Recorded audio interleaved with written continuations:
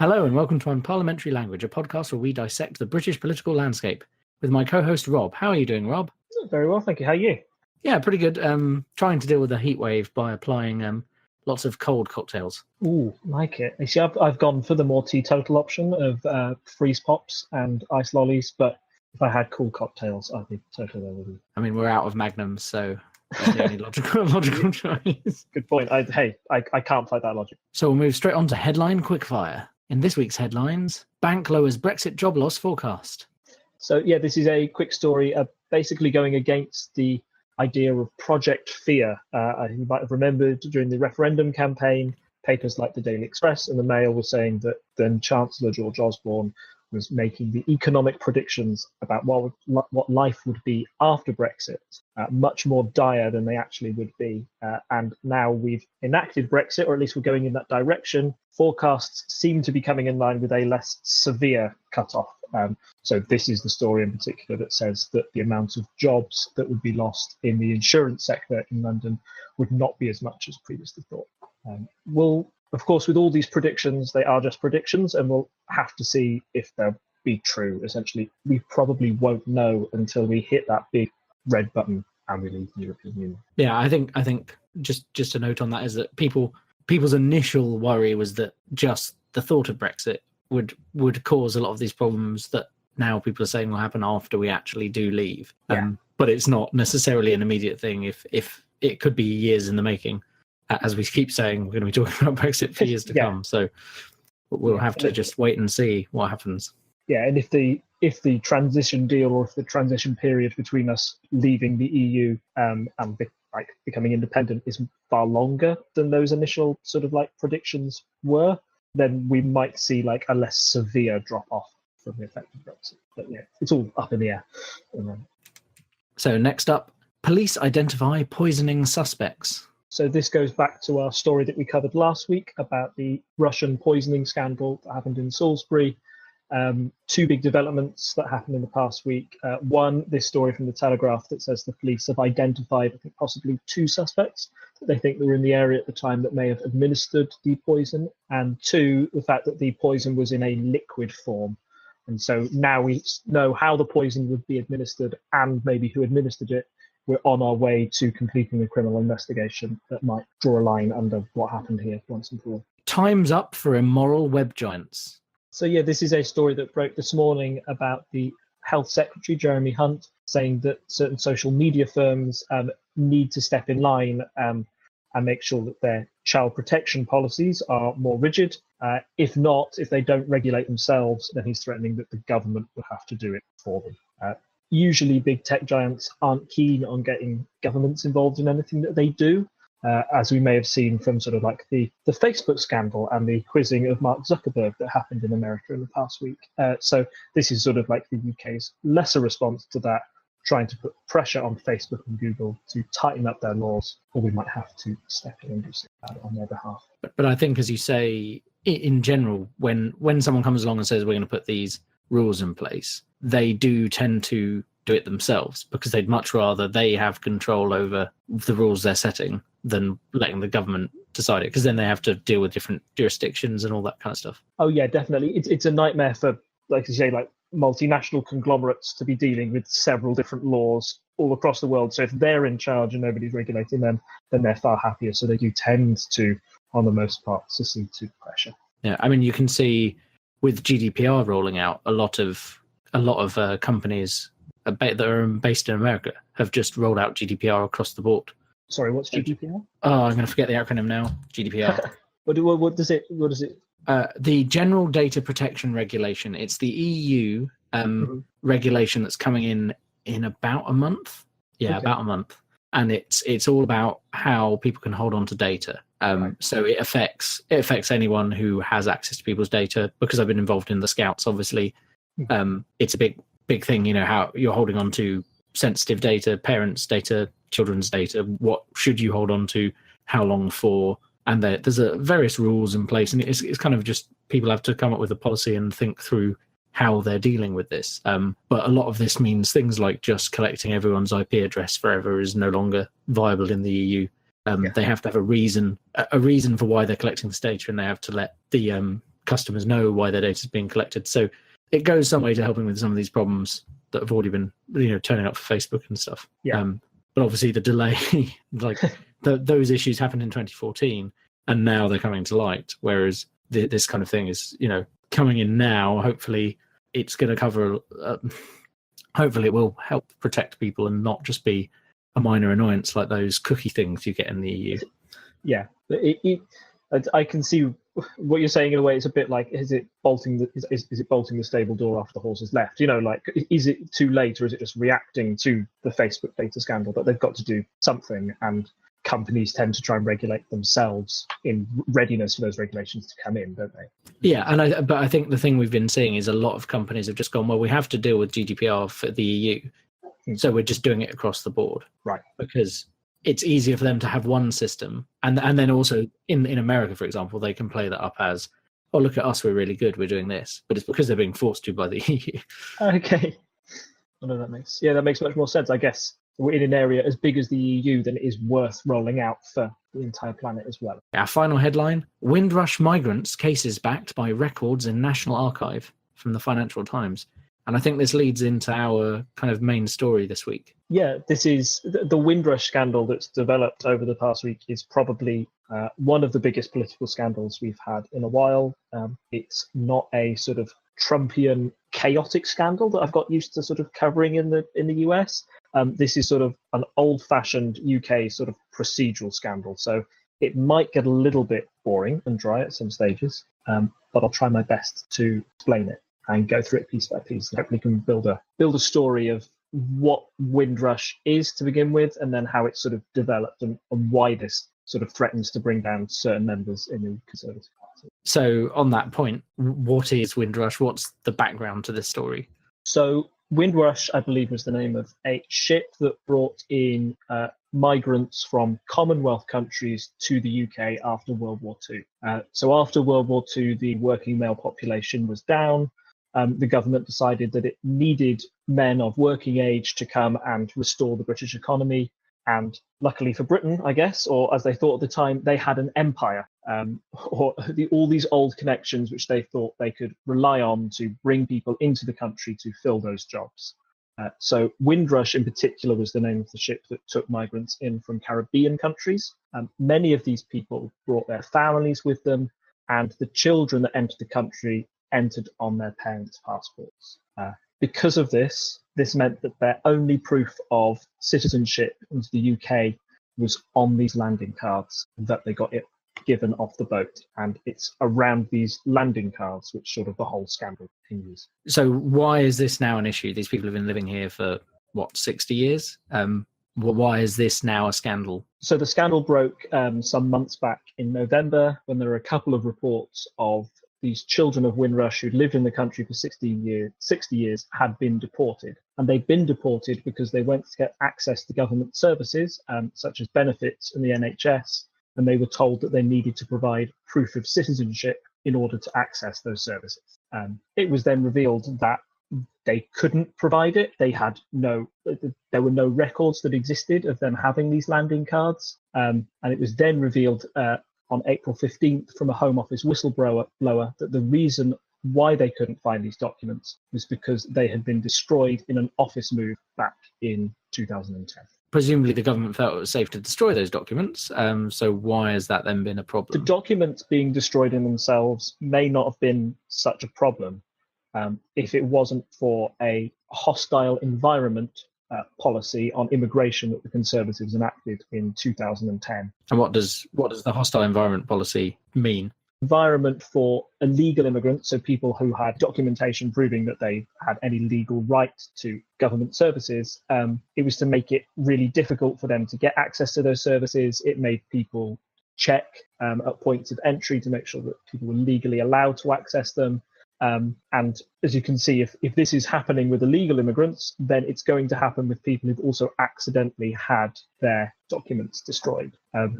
The other thing that sort of makes this worse is that with these children of Windrush, a lot of them, as we've said, have been here for 60 years. So the reason they might be going to government services for the first time in their life, or the first time since 2010, since these documents have been destroyed, was maybe because they're becoming more vulnerable. They might be trying to access state pensions, or they might be trying to access the NHS to get help with a medical issue they've got. And once they sort of sat down and somebody said, sorry, we can't prove that you've been a UK citizen, you might lead to some very confused elderly people who are deported against their will. And I think that's clearly a situation that nobody wants to happen, no matter what your opinion on illegal immigration or immigration policy. Just the wrong people were getting deported in this case. And I mean, it's not just that they're old and vulnerable people who we should be looking after, but I mean, people who've lived here their whole lives clearly shouldn't be deported. Yes. So I think that's why this story is probably taken off, and I mean, rightfully so, the story is taken off. But I think it is multiple things together that make it a very easy story to tell, and people understand why it's important. It was something that was so clearly wrong. These people had friends and relatives who known these people for 60 years in the UK, and then they were being told out of the blue that, sorry, we've got no record of you being here. Tying that back to the story that that you first broke to, the case, the Windrush migrants case, is backed by records in the National Archive. It turned out that if you dug a little deeper, the only people who had these records of some landing cards was the National Archive, who had preserved them for historical reasons, not for any sort of government policy reasons. So these are people who clearly knew they had a right to live in the UK, but frustratingly had no way of proving it because of an error in an office move back in 2010. So obviously that's turned into a scandal. How have Labour kind of tried to monopolise that and challenge the current government on their decision? So firstly, they're keen to sort of tar Theresa May with that decision. She was in charge of the Home Office at the time, so there's a very clear link between her and the loss of the cards. Secondly, it kind of builds into an already existing sort of like, I would say, myth or sort of like image of the Conservative Party as the nasty party. Labour can kind of say, well, that's just what the nasty Tories would do. They would deport these people who've been here for 60 years. That's what happens when you put in a sort of draconian, hostile environment immigration policy. Innocent people are going to get affected by this. So it's also a way of Labour trying to justify a softened approach to immigration and say that when you take this hard line of immigration, it's going to lead to gross miscarriages of justice that have happened in this case. And finally, it also puts pressure on the current Home Secretary, Amber Rudd, and currently, I think, Diane Abbott and the Shadow Chancellor, John McDonnell, have called on her to resign. This is not only because she reinforced this hostile environment policy when she became Home Secretary, she's also a key ally of May within the cabinet. If you remember, she actually took Theresa May's place in the election debate during the 2017 election. So if she were gone, it would weaken May and it would remove a key political ally. So, I mean, I've also been following the story. The way the Conservatives have tried to defend the policy has been a bit interesting. It seems like they've told multiple stories. Do you want to fill us in on that? Yeah, well, there's one story that's been focused on a lot, I think, on social media. I saw this first break, was that Theresa May said that the documents had been destroyed in 2009 under a Labour government. So that's usually a good tactic of the Conservatives, or of any government who's in charge, even though they've just taken power. They say, it wasn't our fault, blame us on the last guys who are in power. So she tried this, but I think this has then since been proved to be untrue. So they definitely were moved in 2010. So basically, once that tactic failed, the Conservatives moved on to saying that the policy, this hostile environment policy, was supported by not only the Conservatives, but by Labour to an extent at the time. So this policy was designed to target illegal immigrants, people who some might agree shouldn't have rightful access to UK government provided services. So it was a sensible policy to put in at the time. And even back in 2014, when Ed Miliband was Labour leader, a lot of the Labour Party actually abstained on the vote against the hostile environment policy. The crucial thing to point out here is that Corbyn and his key allies, Diane Abbott and John McDonnell, did vote against the policy. So that's why, particularly with Jeremy Corbyn in charge of Labour, they feel that they can use this as a weakness and attack the Conservatives and say that, no, we always knew this policy was going to lead to mistakes, was going to lead to failures, and this is why we're coming down so hard on the government. I think finally, the other thing to sort of put the whole hostile environment policy into context was that when David Cameron got elected back in 2010, he got elected on a promise that he would enforce strict immigration control. And this was when the UK was part of the EU, and he had very little political power to restrict immigration coming in from the EU. So he decided to instead target illegal immigrants and those who fall outside of the EU, which would put sort of people from the Caribbean in this, as they live outside the EU, it would put them in the targets of this hostile policy. And particularly if their landing card had been destroyed and they didn't have any proof, that's how the Windrush generation got caught up in this policy. So the Conservatives would argue that it was not the policy that the problem, but the implementation of the. Then again, they've implemented the policy, so yes. I see they're trying to distance themselves from it a bit, but you can't really get away from it if you've been in power that whole time. Correct. Yeah, and it's a fairly to be subjective here for a moment. It's quite a weak defence. Particularly, I don't think Theresa May and Amber Rudd may be able to say that it wasn't, even though I'm responsible for the department, it was somebody else below me who didn't inform me about this decision to destroy the documents.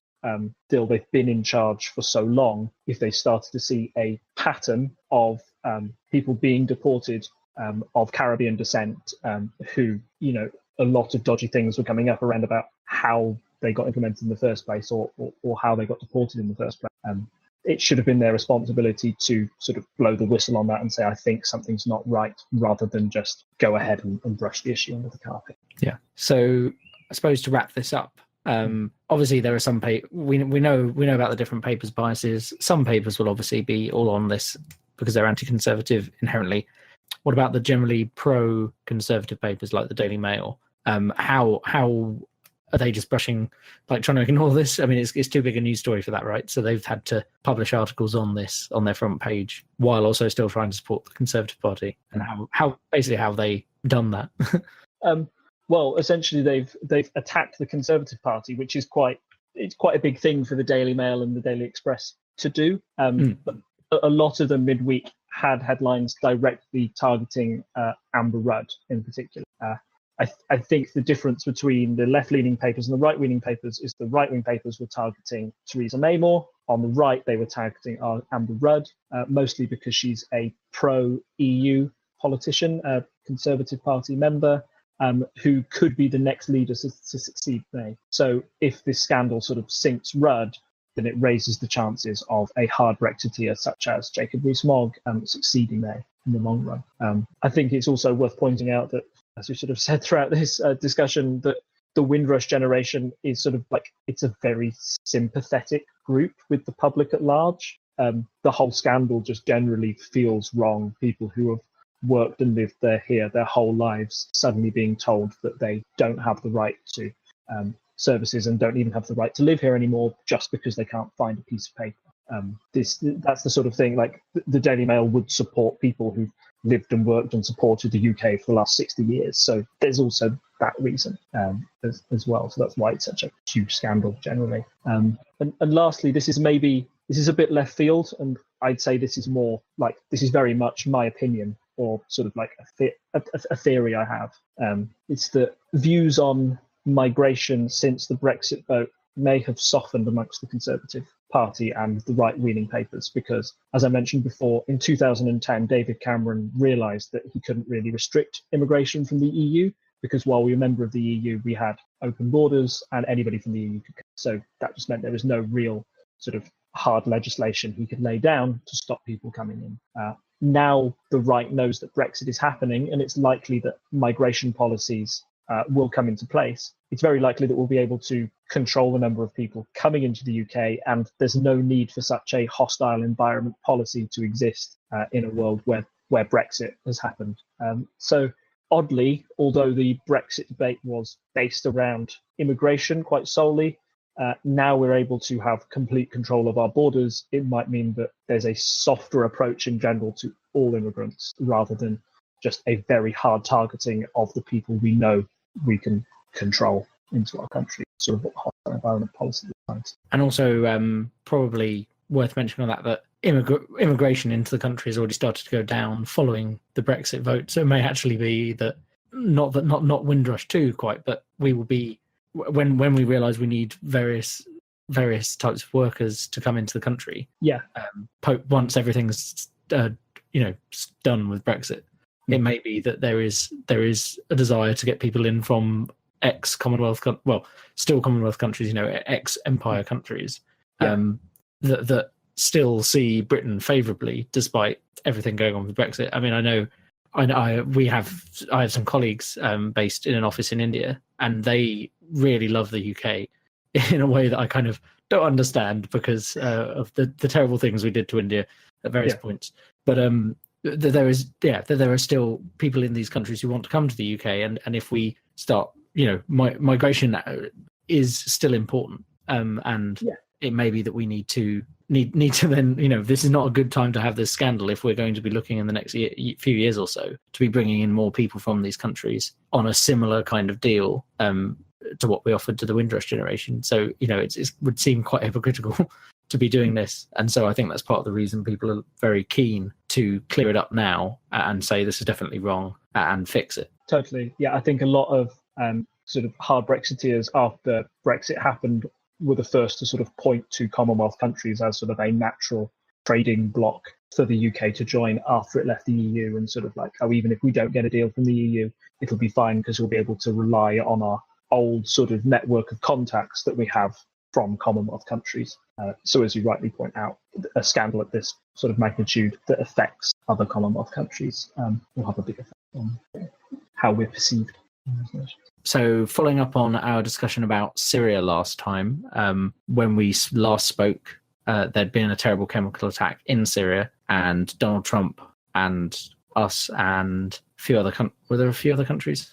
A few, but it's mainly Macron and France. Oh, yes. Yeah, France. So we all said we were going to go into Syria and do these strikes in order to take out their chemical weapon production facilities, basically was the story.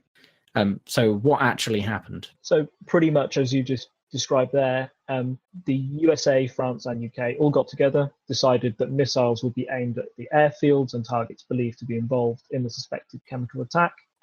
They destroyed those targets. It happened early in the morning in Syria, so they think that although these stations would have been manned, they wouldn't have been manned with many sort of civilians. They wouldn't have been hustle and bustle. It was like attacking these places at 4 a.m. in the morning. It was more of a strategic strike rather than anything designed to take out human life. And since then, no more missiles have been fired into Syria by any of those three countries. But there's I think we briefly touched on this last time, that to do this kind of intervention, you need the approval of the UN Security Council normally. And in this case, we didn't have it because Russia would just veto it. So has there been any more discussion about how we were justified in doing this? I mean, I think people can get behind the idea of taking out the chemical weapons, but we're also supposed to be, we're supposed to play by the rules ourselves. So have we not just broken the rules because someone else broke the rules? Yes. Well, that's exactly the sort of discussion that's going on at the moment. The way the Prime Minister framed the attack and justified the strike was saying that we needed to show that, in particular in this case of a chemical attack, something that is sort of like a definitive war crime based on civilians, that it wasn't the place of us to sort of just stand aside and let this happen, particularly when we knew that there was a risk of it happening again. So there needs to be swift action, and that's why it was sort of undertaken on those strategic sites. Also, as you mentioned, they thought that it wouldn't be done swiftly if they waited for the UN, because Russia would veto any attempt to strike those sites. And also, there's a bit of a legal argument around these strikes, but it's happened before in the past. So under Tony Blair's government and under Bill Clinton's government back in 1998, I believe, 97, we had these strikes in Kosovo to try and stop the massacre of civilians that was happening there. And that ultimately proved to be quite a successful example of international intervention without UN support. So the government has sort of underlined that as their legal nature, their legal reason for conducting these strikes. But as you say, the debate's ongoing. Presumably, we know Jeremy Corbyn himself is a very anti-war in general, and also, the other parties who are not in power presumably are using this as a chance to claim the government is doing something wrong. Yeah, there's been a lot of sort of opponents from the strike. Jeremy Corbyn has faced opposition from with his own party about his sort of lack of approval for the strikes. But the reasons Corbyn given are that it's not legal because there's no UN approval. As you mentioned as well, and as Corbyn suggested, it's sort of hypocritical. The UK is friends with Saudi Arabia, who is alleged to have parts in great human rights atrocities. Why doesn't the government just bomb them instead? If we're going to take this argument that response to sort of war crimes and human rights atrocities is to bomb places, why aren't we just using our force to go and bomb there? It's a bit of a slippery slope argument, I'll admit. But it's one that Jeremy Corbyn's used to sort of like undermine the government's position. There's also sort of a very convincing argument, I think, that we don't have a plan for what we want to do in the rest of Syria. As we went into Iraq without a plan for how we would develop the country afterwards, and ultimately that led to quite a dysfunctional state for a while and could be linked to the rise of ISIS. Jeremy Corbyn would fear that sort of bombing, without regard of what effect it would have on the future stability of the Middle East, means that we could be doing more harm than good in the long run. And I suppose the final point on this is what's happening next. People don't like, in general, the average citizen does not like going to war. I would say, I think it's fair to say. This definitely doesn't feel the same as I felt when we went into Iraq. I remember that feeling as a child. That felt like quite a big thing was happening. I think it was the first time we declared war on anywhere. Like Afghanistan and Iraq, like one after the other. Like they were a bit different.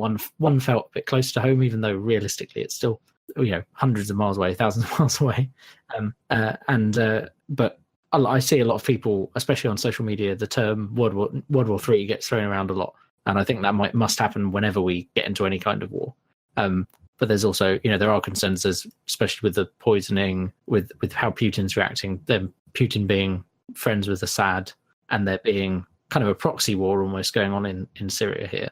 Where is this going next? With all the caveats that those kind of predictions entail. Yeah. So I think, in short, I'm fairly confident that at the moment it's not looking like World War III.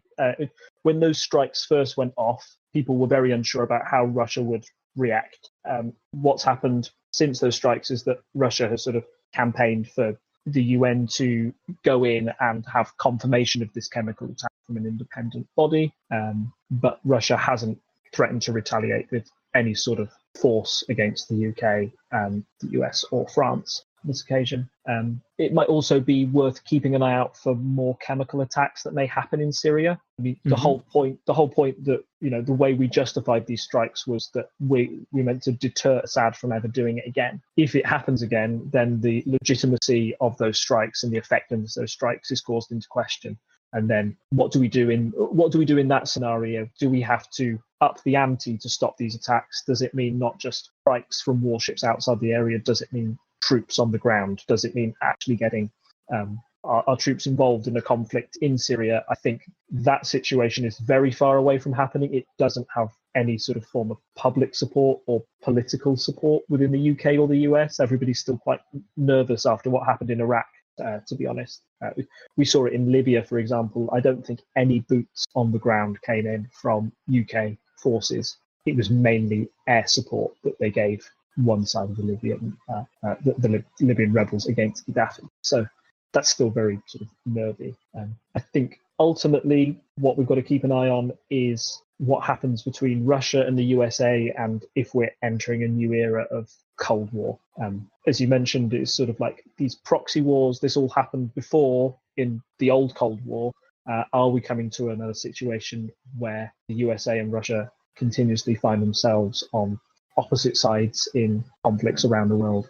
And when that happens, there's always a risk of a conflict breaking out. So we've got to look out for how both sides respond without it hopefully escalating. Yes, I think we can all agree we don't want World War III. Yes. Yeah. Generally, most parties, out the question. It's generally bad for, the economy, life, and many other things. Yeah. I don't know how Brexit would go in World War III. That's too many political questions all in one.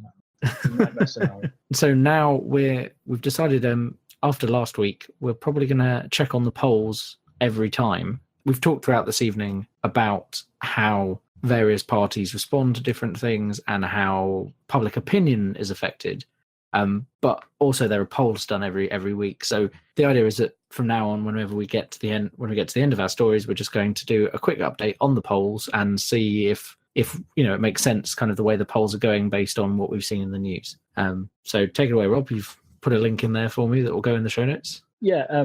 First of all, I would be my recommendation for everyone to follow Britain Elects on Twitter. They're a great account that keeps up with all the local election results and keeps you on top of the big polls that are happening. It's just a really good snapshot of the raw data that happens in politics.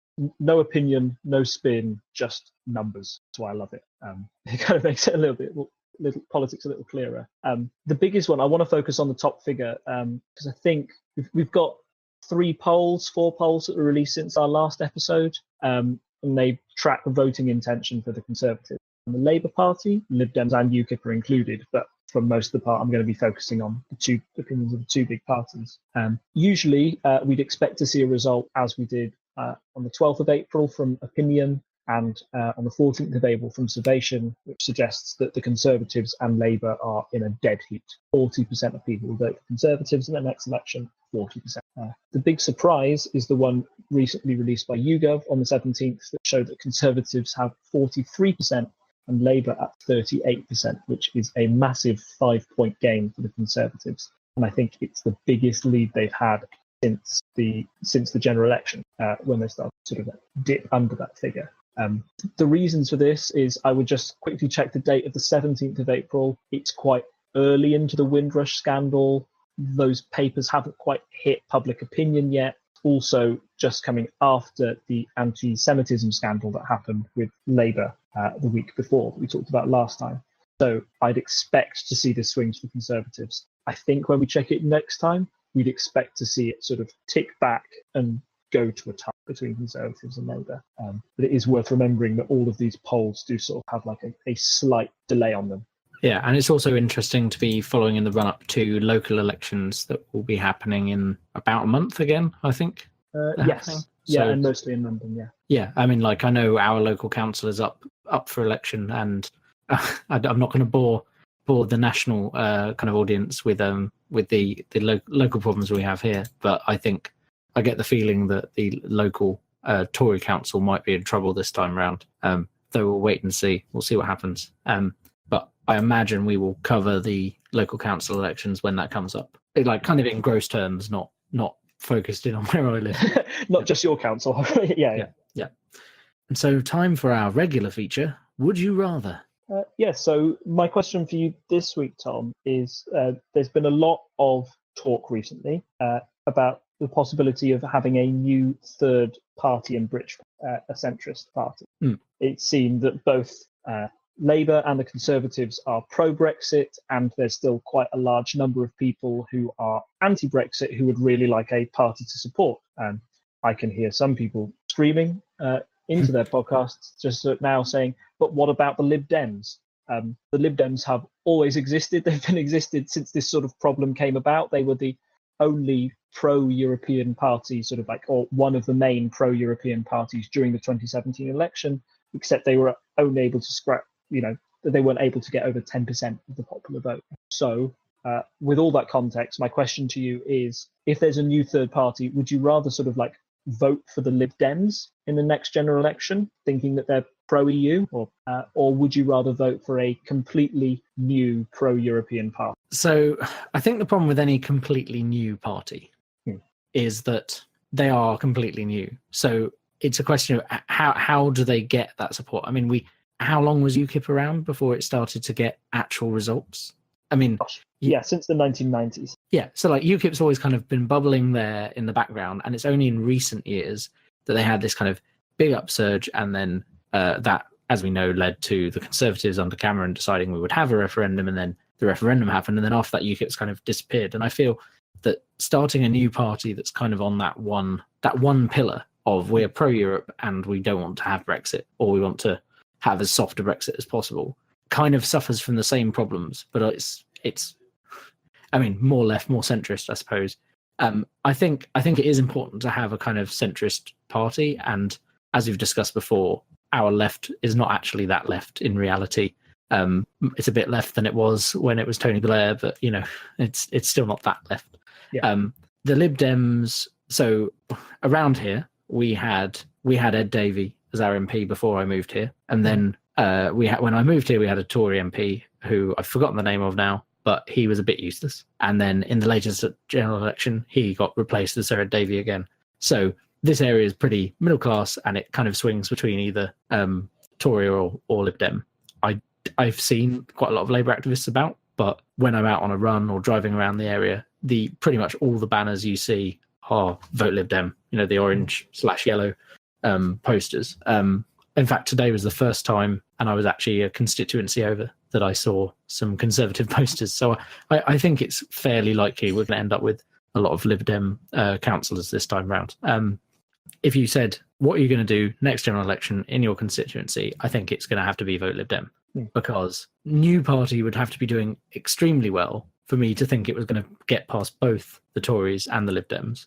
And there's always that concern that if you vote for a party that's going for kind of a similar group, that it's going to take away votes, and then you end up with the problem that we've talked about before, where you have the left kind of splitting into multiple factions, while the right generally is just the Conservatives. So I think that would be, just thinking about where I am and the specifics of here, what I would say. Yeah. Would I want to see an entirely separate new party come in? If it could get somewhere, yes. Like I think more choice is better. Kind of following on from our discussion last time about having a coalition or a hung parliament. More choice is better in general. But I think the problem is that because there's only one choice really on the right nowadays. I mean, yes, UKIP still exists, but it's lost a lot of its power now. I think there is a problem with splitting the vote on the left. And unless you have a very good centrist party that draws in from both left and right, you're still going to have that issue. Yeah. But what if it's not just about sort of left and right? This is about being pro-Europe. This is about being anti-Brexit. If I was saying like a pro-European, anti-Brexit, if we get voted in, this party says we're not going to enact Brexit at all, we're going to refuse. Would that be enough? Would that be enough to tear all your political sort of like divides aside, or sort of like left and right doesn't matter anymore? I just want to stay in Europe. I just don't think it would work. Like I think there's I think the problem with that kind of, I mean, yeah, if that kind of party existed and got like a 90% mandate of people voting for it, then of course they can stop that. They would be the one group of people who could stop Brexit, because it would be like everyone had decided that the Brexit referendum was not worth it. But I don't foresee that happening. That's the thing. I don't think a purely pro-European party is enough. I think it's kind of a one-trick pony. It's not there. It's not going to win over the average person. It might win over people who are specifically, that's the thing they're concerned about. Yeah. But I don't think it's got the traction to get into power, you see. Okay. So let me put this as my final twist on this question is that so you've got a choice. You either sort of like pretend the Lib Dems don't exist and you've just got this European party, or pretend that the Lib Dems exist as they are now and you don't have this European party. Which one do you think would be more successful in a general election, or which one would you be like? What situation would you rather have going in? So yeah, I wonder about this. So there is some anti-Lib Dem sentiment that still goes on. I specifically see because I have a lot of friends who went to uni around the time of the coalition, and therefore they kind of went to uni on those promises of we won't raise student loans and all of that.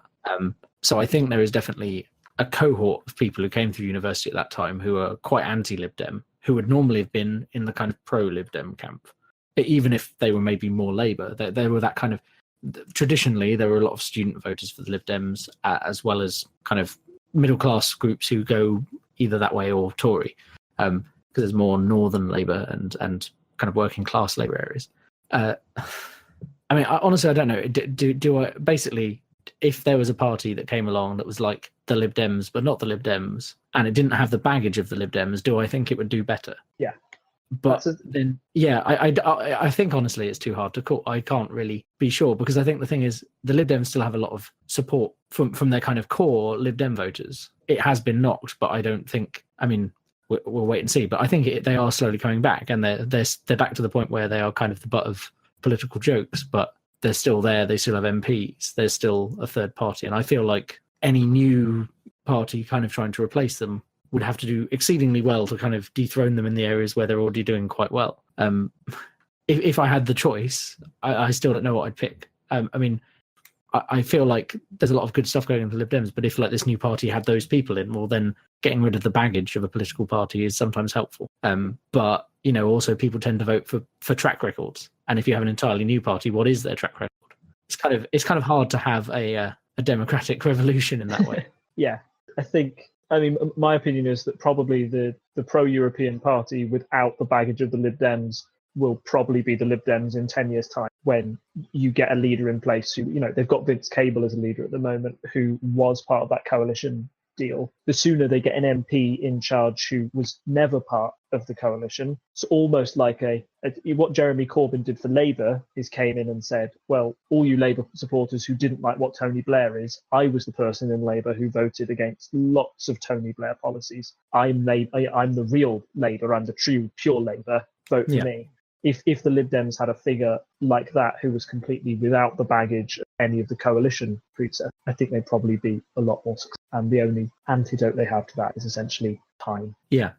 No, I think it's a question of time.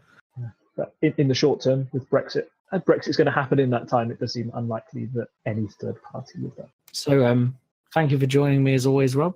No problem. We're keen to get any listener comments, and you can find us on our Reddit, which is the subreddits /r/unparliamentary. We're on Twitter at unparlpodcast. So please follow us on there and tweet us to let us know what you think about the episode. We're also on Facebook. All these links will be in the show notes, of course. I'm looking forward to our next episode, where Rob and I will actually be recording face-to-face for the first time. So that's going to be interesting. Yes, I'm excited. Yeah, no, that'd be good. It'll be interesting to see if we have a different dynamic when we record face-to-face and just see how it goes. So that should be cool. And so our next episode will be in 2 weeks as usual. And thanks for joining us. And it's good night from me. And it's a good night from him. Bye. Bye.